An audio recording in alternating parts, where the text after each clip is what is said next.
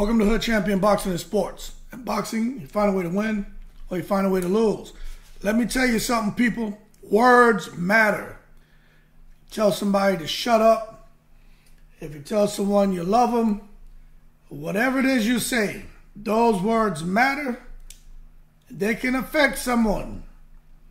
At the same time, when you speak, think before you open your mouth.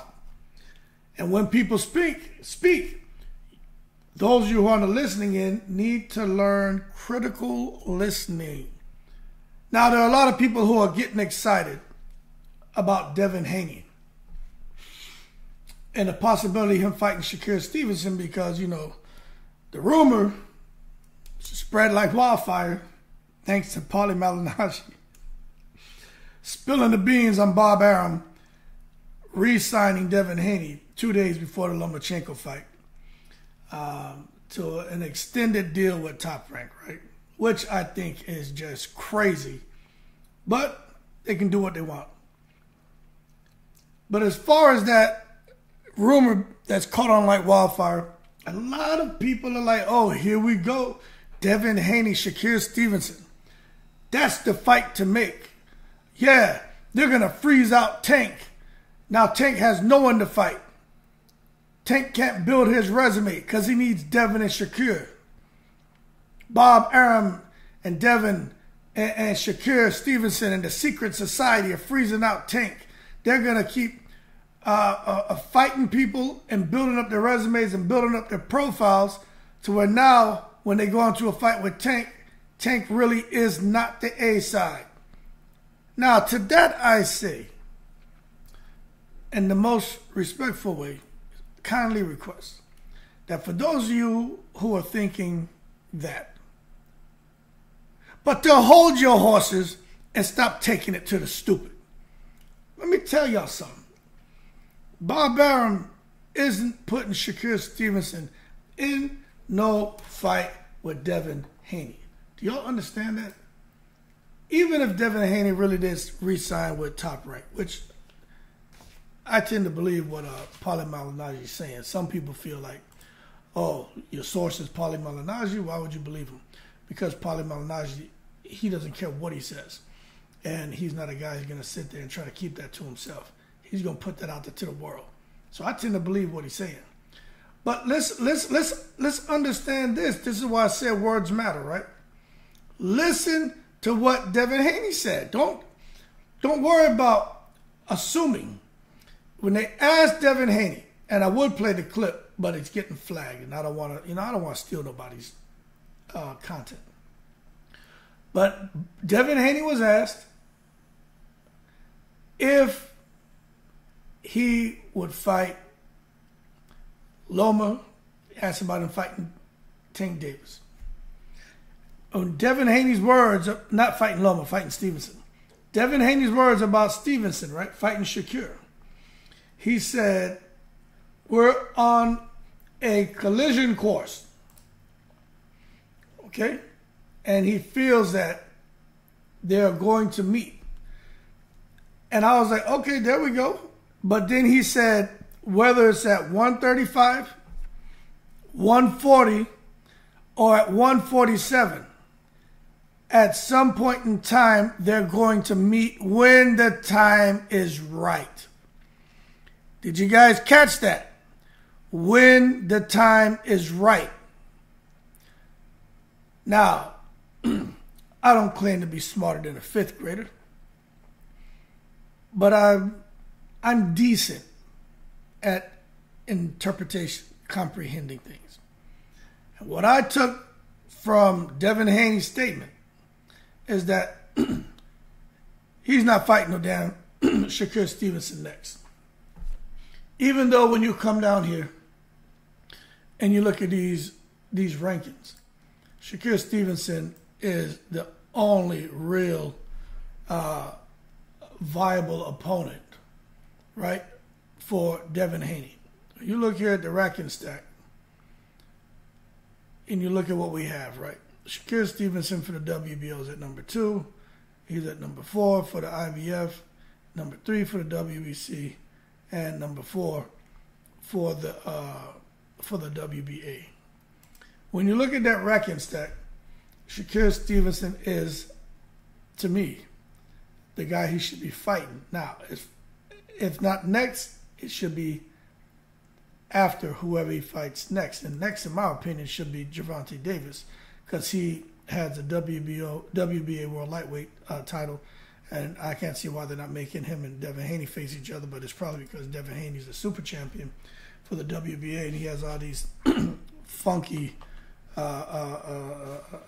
liberties that he can do, and he doesn't have to fight Tank.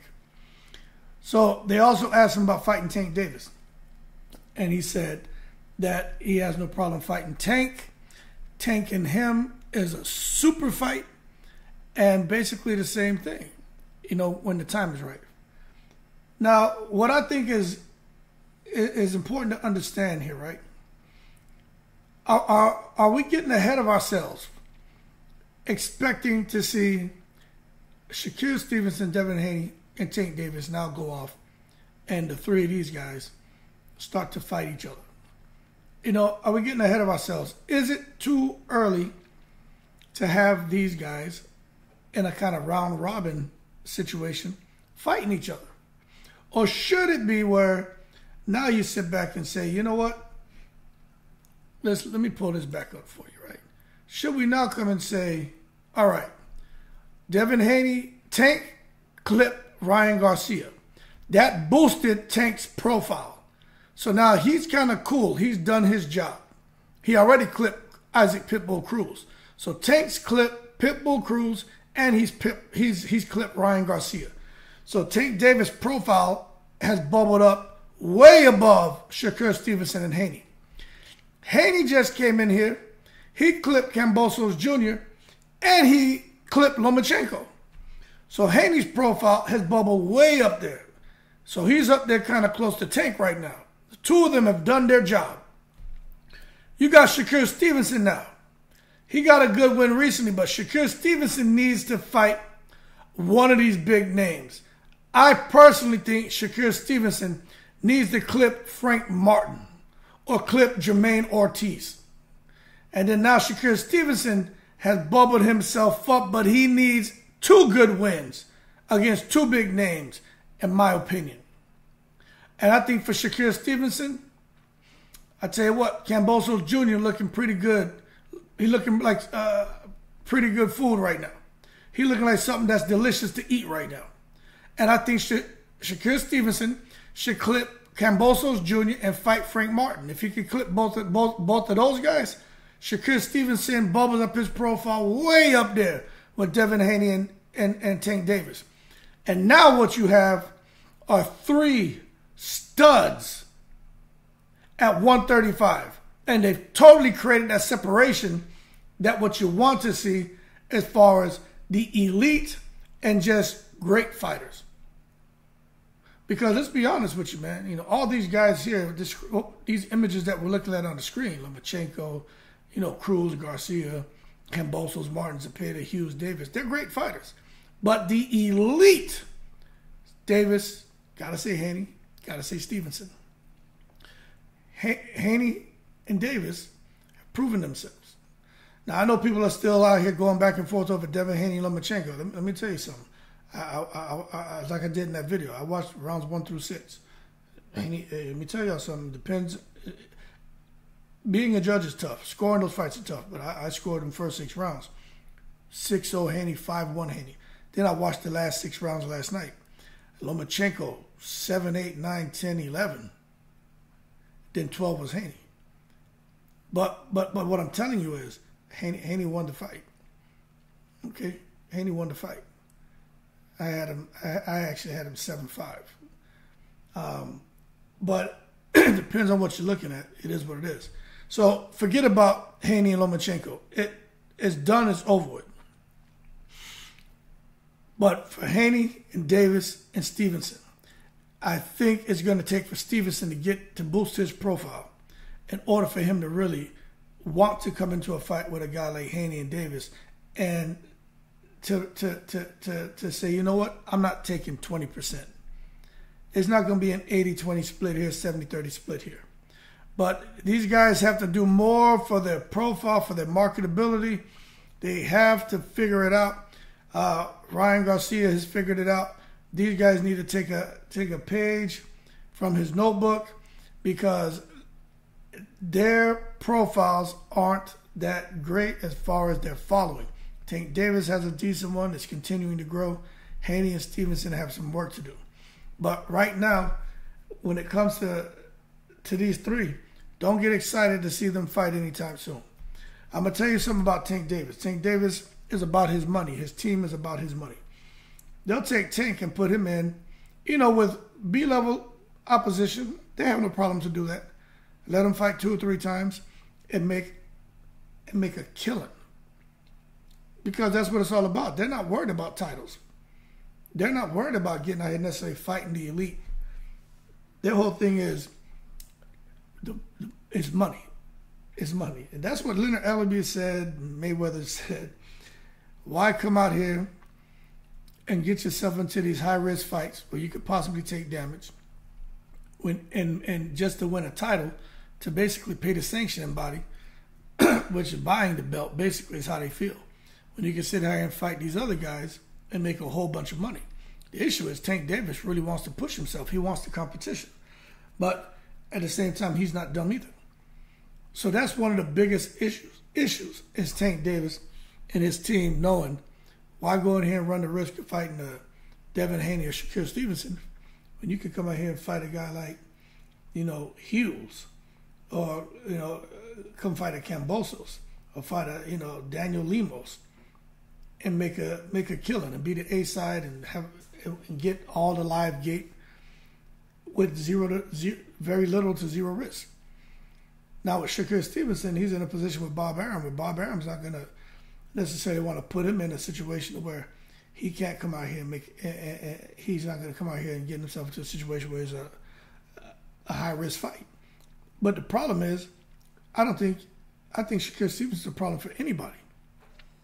But this whole thing about networks and Top Rank and DAZN and Showtime and guys, these fighters not being able to fight on other networks, it's really ridiculous. So that's another issue as well. But Bob Arum's not going to sit there now. He has Devin Haney and Shakur Stevenson at 135, right? And he knows Shakur Stevenson will give Devin Haney huge problems. So as far as Bob is concerned, those belts are safe at Top Rank. Now, the real threat to these fighters, the real threat is that damn Tank Davis. Tank Davis has gone on record and talked about how he's cracked Shakur Stevenson. He's cracked Devin Haney. There's been text messages circling where Shakur Stevenson is basically, he almost seems like he's just giving a little too much respect to Tank Davis. And that could be as a result of the sparring, what Tank brings to the table. Okay? But Tank is a real threat. Why would Bob Arum throw Devin Haney in there with Tank Davis? Everyone knows Tank Davis is a problem. They know it just takes one punch. Devin Haney doesn't have that punch to stop Tank, to discourage Tank. Shakur Stevenson doesn't have that punch to stop Tank or discourage Tank. Why would you put your master boxers in there with this animal? And that's how I'm going to describe Davis, because his fighting style is that of an animal. Why would you take now and take these two guys? If I was let me see, how would I describe Shakur Stevenson and Devin Haney? I describe him. I would liken Haney and Stevenson to panda bears, and Gervonta Davis to a grizzly bear. That's what you got. You got two panda bears rolling around here, right? What's that panda bears like to eat, man? I forget. Hold on, man. I don't like when my mind does that, man. I forgot. Oh, bamboo, right? You got these two panda bears sitting around here chewing on bamboo, right? Because panda bears are vegetarians. So you got these two panda bears around here chewing on bamboo, chilling. And then you got this grizzly bear that's running around in the goddamn bush with the whole goddamn head of a moose in his mouth that he just savagely killed and destroyed. And he's feeding on. And he's just running around there through the damn bush with this damn moose's head in his mouth and just looking for the next victim. And I'm telling you right now, that grizzly bear is coming for the heads of Shakur Stevenson and Devin Haney. And I don't think those two panda bear vegetarians can mess with this carnivore.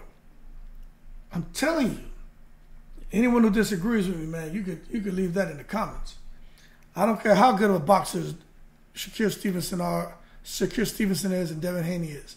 They're not messing with Tank Davis. But I will say this, like I said in the video yesterday, and I'm about to end this one, right? Let me tell you this.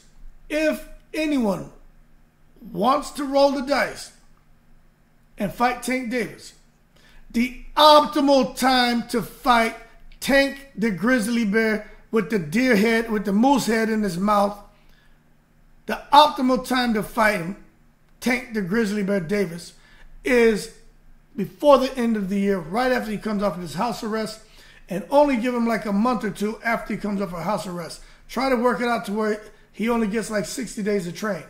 But, you know, him and his team ain't going to go for too much BS. But if it's a big fight like that against Haney or Shakur, maybe he'll do it. I don't know. But you let Tank come back, get another fight in the end of this year, and then come into next year and fight 3-4 times in a year. Let me tell you something. They're going to have it rough because Tank Davis getting back in his rhythm, knocking those barnacles off of him, those inactivity barnacles off of him, and being ready to go is going to be an issue for both of these guys. I keep hearing a lot of people say, oh, Shakur beats Tank Davis.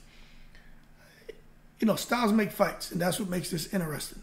And I will say, like I always say, the best fighter doesn't always win the fight. It's the boxer who fights the best, and we'll have to wait and see. But I'm going to tell you, I personally have to favor Tank Davis against these two panda bears. Period. A simple reason, because he's a carnivore. He comes for your head, and he doesn't care. He's vicious. These other two, these pandas, yeah, they'll tear up the bamboo. They'll chew up some bamboo, and when you see them get their hands on a goddamn stalk of bamboo, it's very frightening.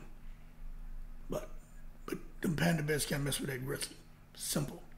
That being said, y'all keep cool. Shout out to the veterans, all 7 continents. These 3 are it, man. These guys are the elite at 135. But let me tell y'all, it's not going to happen because Devin Haney, 135, 140, 147, at some point in time, we're going to meet up when the time is right. That tells me all I need to know about his intentions.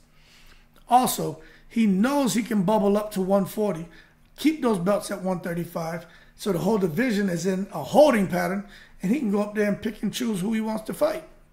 He has that flexibility, especially with that damn WBO title. He can do that. And the reason he's talking about it, and I'm going to show y'all this before I get off of here, right?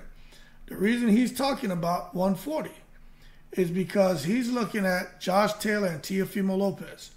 He's looking at possibly going up and getting a crack at the winner of that fight. So I'm just being honest with you. Because you look right here under the WBO column, we know Taylor and Lopez are about to scrap. And that's what Devin Haney's looking at. So you figure from now to the end of this year, the 135-pound division will be in a holding pattern if Devin Haney decides that he wants to go up and challenge at 140. Even if he loses at 140, he comes back down, he's the undisputed at 135. So to me, that's the best opportunity for him, especially if he can go up there and make real money, especially fighting outside of the United States. He go fight in England somewhere, he's going to make a shitload of money. Fights over here in the States, he's not going to make as much as he would have made fighting out overseas. But that being said, we'll see what happens. Y'all keep cool. Shout out to the veterans, all 7 continents. I'm in the breeze.